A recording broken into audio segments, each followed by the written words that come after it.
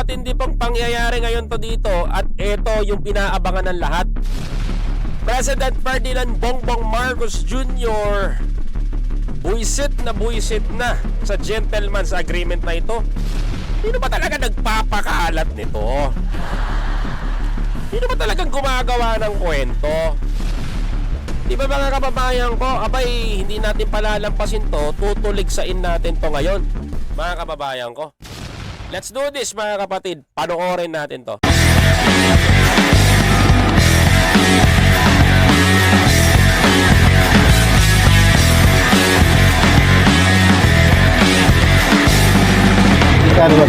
Magkano sir? Ang alin? Ang alin? Ang alin? Walang binabayad sa amin dito. May piso. Wala. Inawag na kakilakilabot ni Pangulong Bongbong Marcos ang ideya ng umano'y gentleman's agreement sa pagitan ng dating Administrasyon Duterte at China.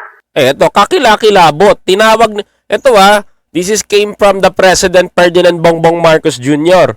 No, nakakakilabot yung gentleman's agreement na sinasabi ni Roque. Ni Roque mga kababayan ko ni Roque. Ito po mga kababayan ko, this is came from Harry Roque, yung gentleman's agreement. Ano yung definition daw? Mamaya babanggitin niya dito. Tuloy natin. Ang mahirap pa raw, walang tala ang naturang kondisyon o ang naturang kasunduan. Nakatutok si Ian Cruz. Wala talagang tala yun. Agreement na yan. But, kung ay ang sinasabi sa agreement na yan na kailangan tayong magpermiso sa ibang bansa para gumalaw sa ating sariling teritoryo, ay mahirap siguro sundan yung ganyang klaseng agreement. I am horrified by the idea. Diba? Kasi only Duterte Diba? Only Duterte administration na pumapasok sa mga secret deal, sa mga gentleman's agreement, at sa kung ano-ano pang mga agreement na pinapasok mga kababayan ko. Duterte administration lang yan. Diba? Even the president mga kababayan ko, yung iniwang problema ni Digong, problema pa rin ngayon mga kababayan. Tuloy. That we have compromised through a secret agreement the territory, the sovereignty, and the sovereign rights of the Philippines. Tugon ito ni Pangulong Bongbong Marcos ng tanungin ukol sa gentleman's agreement na pinasok umano ni dating Pangulong Rodrigo Duterte at Chinese President Xi Jinping. Ang mahirap pa raw sa kasunduan, hindi ito nasabi sa kasalukuyang administrasyon nang magpalit ng liderato noong 2022 at wala raw tala nito. Ayan, mga kababayan ko, puputulin ko dyan. Sa tingin nyo napakabait ni Duterte, mga kababayan ko? Sa tingin nyo napakabait ni Duterte dito? Ako may teorya ko dito Ako may teorya ko dito, mga kababayan ko. Meron akong teorya dito na malaki, mga kapatid. Tignan nyo yung sitwasyon, mga kababayan ko. Ilang beses nag-meeting si Duterte at si Pangulo. Si President Duterte, mga kababayan ko, galing ng China, umuwi ng Pilipinas, nakipag-usap kay Pangulo. Tama? Naaalala nyo ba yon? Yung sinabi kong vlog ko na magkikita silang dalawa, ni Duterte, si Pangulong Bongbong Marcos at si Duterte. Sinabi ko sa inyo, di ba? Nag-vlog pa ako, may post pa ako noon, may prediction pa ako kuno. Na kahit alam ko na magkikita talaga sila. Naalala nyo yun? Mga kapatid, bakit hindi sinabi ni President Duterte kay PBBM doon during that time? Kasi meron silang pagkikita after bumaba ni Duterte sa pwesto, pumunta ng Malacanang si Duterte. Naaalala niyo? Bakit hindi sinabi ni Duterte doon na meron gentleman's agreement, meron secret deal na ganyan ang China at ang Pilipinas? Bakit? Mga kababayan ko, hindi ba kayo nagtataka, mga kapatid? Palagay ko, this is a planted. Okay, Koy, paano mo naman nasabi naging planted ng mga Duterte yan? Paano mo naman nasabi? Baka gumagawa ka ng istorya, mapapahama ka niyan. This is my theory, mga kababayan ko. Remember mga kababayan ko, nagtangka tong mga Duterte during that time na pababain si PBBM. Napansin nyo ba mga kababayan ko? Kasi kung ako mag-aakusa mga kababayan ko, mga Duterte may kasalanan eh. Darating ang araw po, putok yung issue na yan. Yung tangkang pagpapabagsak kay President Duterte, kay President Bongbong Marcos ng mga Duterte. Kaya nagkainitan sa Kongreso at sa Malacanang. Darating ang time na yan. Pero bago dumating sa time na yan, papaliwanag ko to sa inyo. Bakit hindi sinasabi ni Duterte yan? Mga kababayan ko, yung secret deal, yung gentleman's agreement na yan, bakit hindi niya binobroadcast sa Malacanang? You know what's the reason kung bakit? Huling alas niya lang kasi ang China. Mga kababayan ko, tandaan nyo sinasabi ko ang huling alas ni Duterte ang China. Mga kapatid, kung sakaling mga kababayan ko mabigo sila sa plant B, plant A nila, mga kababayan ko, yung plant C sa China. Bakit mga kababayan ko? Wala nang ibang tatakbuhan na bansa si Duterte. Mga kababayan ko, mas gugustuhin na lang ni Duterte kung makatakas man siya sa ICC, sa China siya babagsak. Yan yung galaw ni Duterte ngayon, mga kababayan ko. Kaya kung titignan mo, yung intransigence ni Duterte, talagang pinanghahawakan niya na mahal niya ang China, niyayakap niya ang China. Ganun siya, mga kababayan ko. Kaya pag pinakawalan ni Duterte itong China ngayon, wala na siyang lulusutan, mga kababayan ko. Kaya yung mga vlogger niya, todo depensa, todo ngaw-ngaw, the chance passenger na mapatalsik si Marcos Jr. pag napaniwala nila taong bayan. Tama? Mga kababayan ko.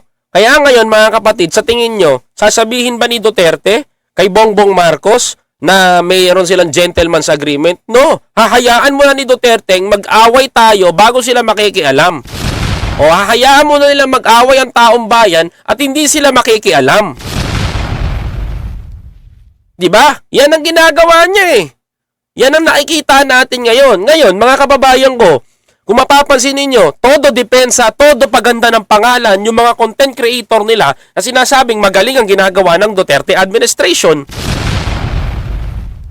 Pero ang totoo niyan, mga kababayan ko, if you face the reality, kumbaga, title lang yung nakikita ninyo sa libro, mga kababayan ko. Title lang yung makikita nyo sa libro, pero hindi nyo pa nakikita yung context sa loob. Okay? Hindi nyo pa nababasa yung context sa loob ng totoong narrative. Diba? Kumbaga sa libro, mga kababayan ko, title lang ang nakikita ninyo, hindi pa yung buong context ng libro. Kaya kaso, mga kababayan ko, ang libro ni Duterte sa Malacanang nagsarado. Pag sarado ng libro ni Duterte sa Malacanang, kasama yung mga secret deal, gentleman's agreement, mga kababayan ko, na hindi niya sinabi sa taong bayan. Tama? Mga kababayan? Kung dun nga lang sa Air Force One ng Pilipinas na tinago nila sa taong bayan, nakinainig ba kayo? For 2 years, tinago sa atin, ginagamit na pribado, pauwi-uwi ng Davao. Doon lang, mga kababayan ko, mapapaisip na kayo, di ba? Tapos may gentleman's agreement pang ganito. Abay, ang tindi nyo naman. Di ba? Even President Bongbong Marcos right now, nalilito sa kanila. No? Pansinin nyo si President Bongbong Marcos sa mga sinabi niya dito, mga kababayan ko. Ay, saan ka tumingin? Walang record. So, sikretong ginawa lahat ito. Bakit nila ginawa?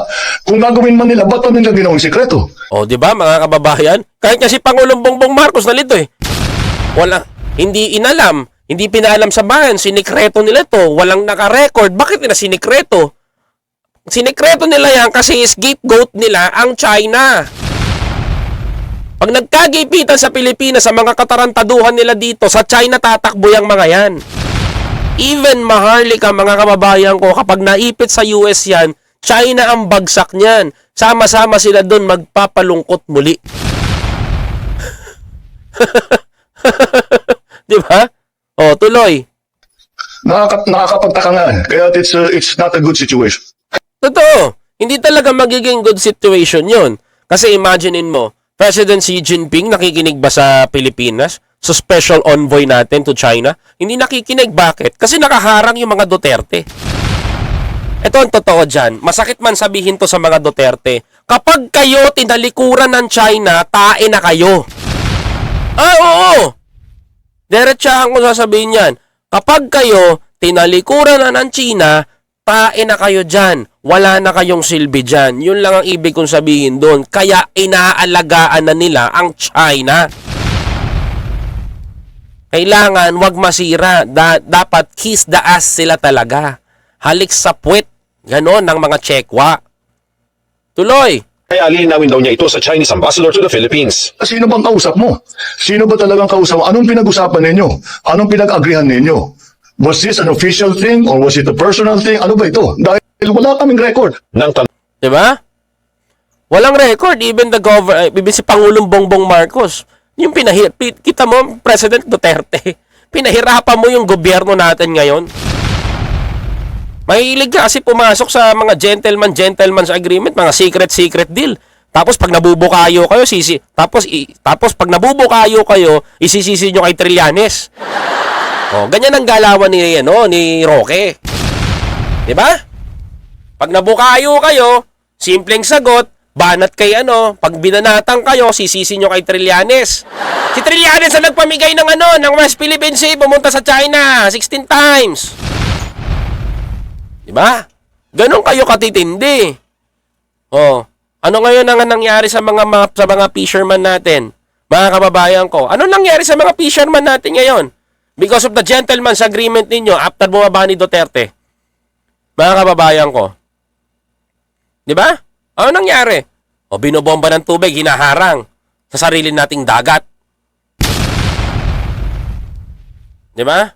Meron pa ako narinig nagsabi, alam mo, kung nanalo si Sara Duterte bilang presidente, hindi magkakaganyan, hindi gaganyanin ng China yan. Mga bobo. Diba? Nanalo lang ang vice-presidente si Sara, no comment pa nga rin, presidente pa kaya?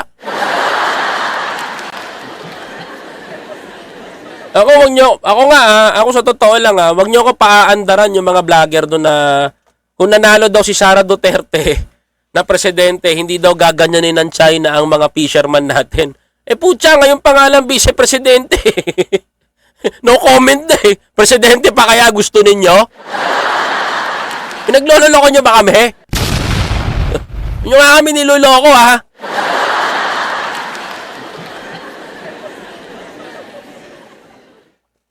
May pasabi-sabi pa kayo sa social media na kapag si Sara Duterte yung naging presidente sana, hindi gaganyanin ng China ang mga fisherman natin sa Scarborough. Utot nyo! Huwag nyo kaming pinagloloko Ngayon pangalang vice-presidente, di na nga makapagsalita. No comment. Presidente pa kaya gusto ninyo? Hindi ko na pangangalanan kung sinong vlogger na tukmol yan. Tawa ako ng tao, sinabi niya yun. Di ba? Tuloy. Tungin kung kakausapin ba niya ang dating Pangulo. We are talking to his former officials, maybe not the president himself, but all his former officials. Tinatanong namin, ano ba yan? Ipaliwanag niyo naman sa amin para alam namin yung ginagawa namin. And we still haven't gotten a straight answer.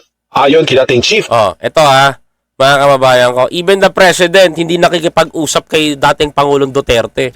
Tama naman yun, ba't nakakausapin yun? Ba't ba kakausapin si Duterte? Baka sabihan ka pa nun. Ako, magpa-drug test muna tayo.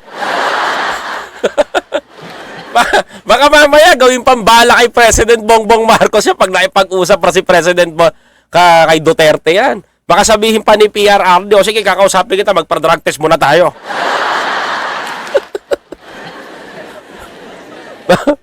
Mga puro kasinungalingan na naman sabihin ng matanda. Di ba mga kababayan?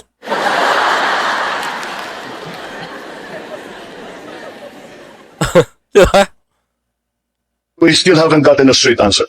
Ito, sabi ni Sal Panelo, mga kababayan, dito mapapahiya si Roque. Ayon kay dating Chief Presidential Legal Counsel Salvador Panelo, sinabi na ni dating Pangulong Rodrigo Duterte na hindi ito pumasok sa anumang gentleman's agreement. Sabi daw ni Sal Panelo, mga kababayan ko, hindi daw pumasok sa gentleman's agreement ang dating Pangulong Duterte. Ito yung naggigit-gitan si Roque at saka si Panelo. Tingnan mo yung partido nila, sino-sinungaling dito sa mga to, mga kababayan ko. Dagdag pa ni Panelo, itinanggi na rin noon na Executive, Defense at Interior Secretaries ng Administrasyong Duterte ang pagkakaroon ng anumang kasunduan kaugnay ng West Philippine Sea, Ayungin Shoal at BRP Sierra Madre. Maaring misinformed o naligaw daw ang Pangulo ukol sa gentleman's agreement at dapat daw maging maingat ang mga tao sa mga nagpapakalat ng maling balita at huwad na kwento. Si dating Presidential Spokesperson Tingnan nyo mga kababayan ko, tingnan paano mabobokelya si Roque dito. Ngayon lang ako makakakita na napahiya dito si Roque, promise. Sunog siya dito. Tingnan mo ha. Harry Roque naman na unang nagbanggit na may ganyang gentleman's agreement. Ibinahagi ang mga links sa mga balita noon kaugnay nito. Ang okasyon na inanunsyo to ni Delfin Lorenzana ay budget hearing ng Department of Defense. No? Okay, inanunsyo daw ni Delfin Lorenzana sa budget hearing ng National Defense.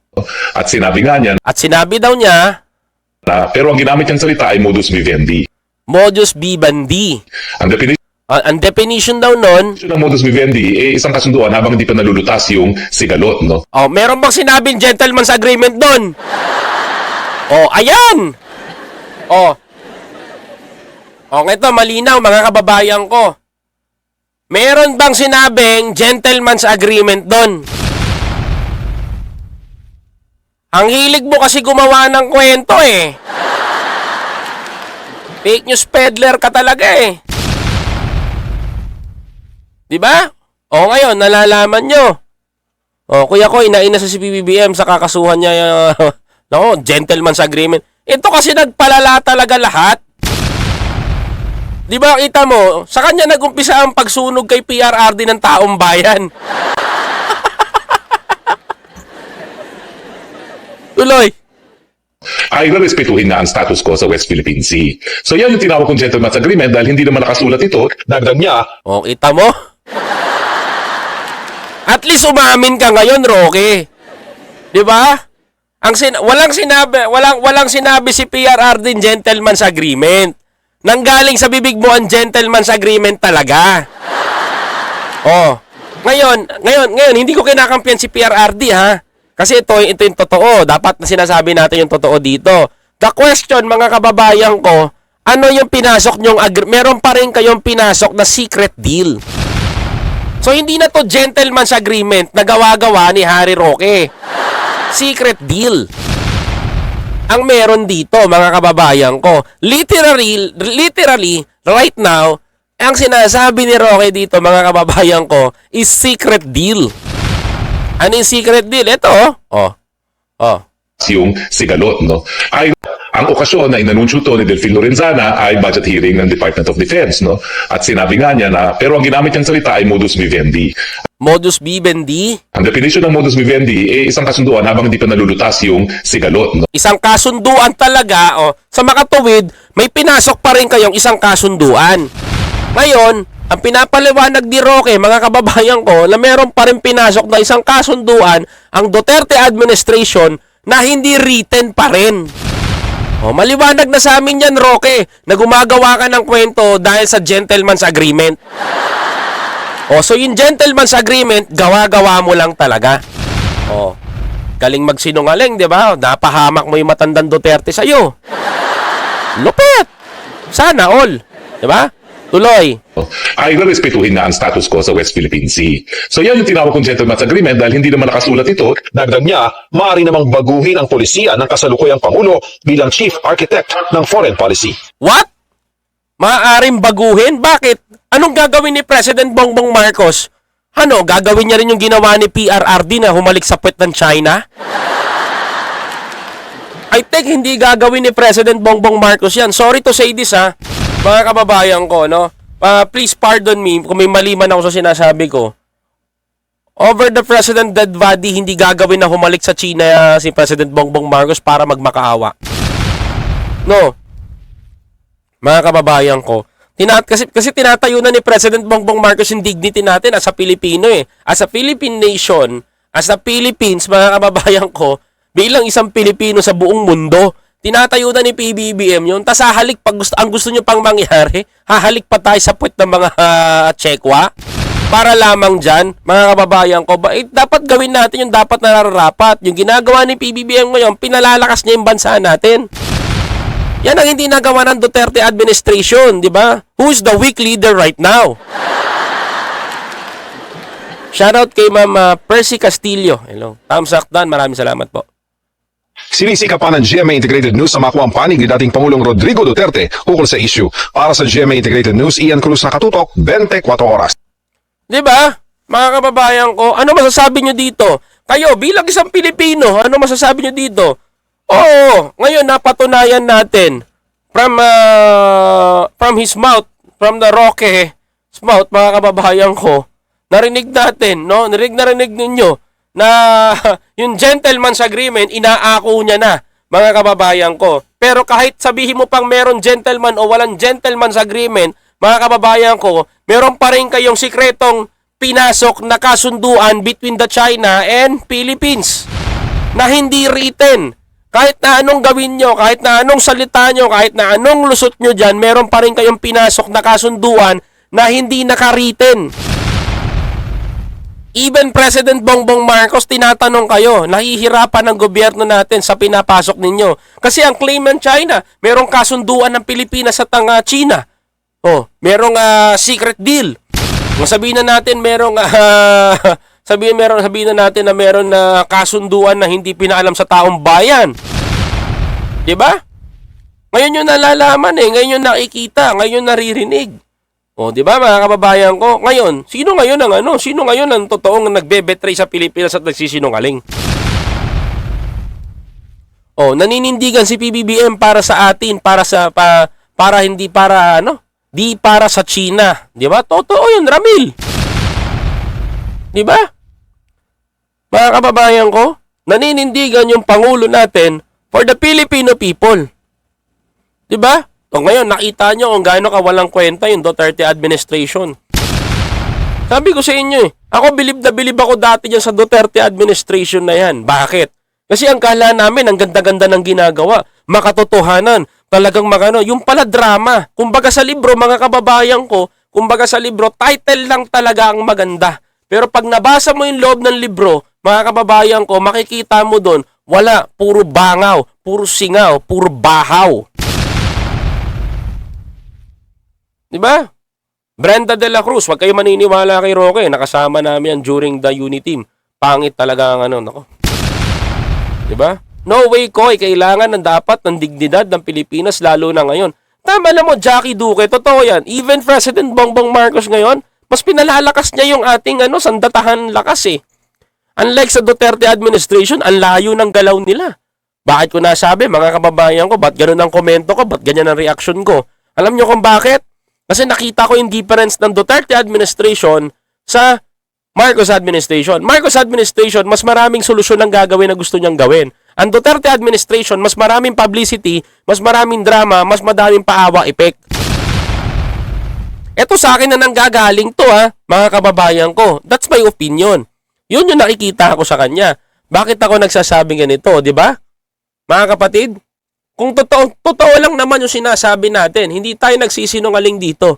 Kung ano yung nakita natin sa kanila, yun ang ipinapaliwanag natin sa taong bayan. Ngayon, mga kababayan ko, maganda yung sinabi ni Pangulong Bongbong Marcos dito. Siguro naman, mga kababayan ko, magiging babala na to sa mga Duterte ngayon. Lalong-lalo na dun sa mga magagaling niyang kampon. Di ba? Lalo-lalo na dun sa mga magagaling niyang kampon. Kampon ng mga kadiliman. Kampon ng mga kampon ng mga alam niyo na, kibuloyans. Ngayon mga kababayan ko, baka ito na yung pagkakataon ninyo. No, mga kapatid? Baka ito na kako yun. Di ba? Oh, sabi naman Percy Castillo, hindi ko yan binoto si Digong pati si Sara. Hindi ko rin gusto may namamatay na tao. Hindi, pag narinig nila yan, pag narinig ng mga DDS yan, ay gusto namin yan. Araw-araw may binutumba. Ganun na mga Duterte. Sa 2020, tatakbo pa yan Ano magagawa?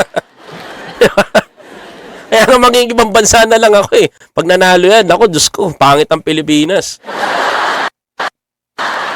Huwag kayong magtatampo sa akin kung mga ibang bansa ako dahil hindi ko talaga magugustuhan yung gagawin yan. Diba? Sunod-sunod na naman, buhay na naman ang industriya ng purinarya. Diba, mga kababayan ko? Ang Duterte, diba? Yun ang mahirap, diba?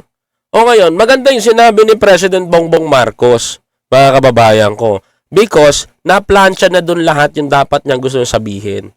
Naplansya niya yung mga dapat niyang gustong iratsyada doon sa interview na yon. Well, doon sa mga Duterte balasubas vloggers at supporters, Kung nasaktan kayo doon, gumawa na lang kayo, pabanguhin nyo na lang yung pangalan ulit ni Sarah. From Dr. Emily Sipagan. Ito po, si Tita Emily. Rocky is a disappointment. Remember, when we met him, when we had our dinner with the Tugon vloggers, parang ang bait ng tupal. Ay, naalala ko yan. Yeah, Tita Emily Sipagan, no? Si Tita Emily, si Dr. Emily Sipagan umuwi. Tapos yung mga member ko sa Tugon, nandun kami kumain kami sa Timog. Bago ko mag-resign bilang president ng Tugon, nag-dinner muna kami together with Tita Emily Sipagan. Alam nyo ba nakasabay namin yan si Harry Roque, ang amo-amo ng muka? Kaso ang problema mga kababayan ko, nung nagpicture sila nung asawa ko, halos mas malaki siya dun sa asawa ko eh. Hindi siya kasya sa camera. Kahit naka 0.6 na ako, mga kababayan ko, lopet. Disappointment nga talaga yan. Tama ka dyan, Tita Emily Sipagan, Diyos ko. Ang laki niyang disappointment, lalong-lalo na kahit sa akin. Sayang eh. May talino pa naman siya, kaso nagpakawasak siya dyan sa diskarte na yan.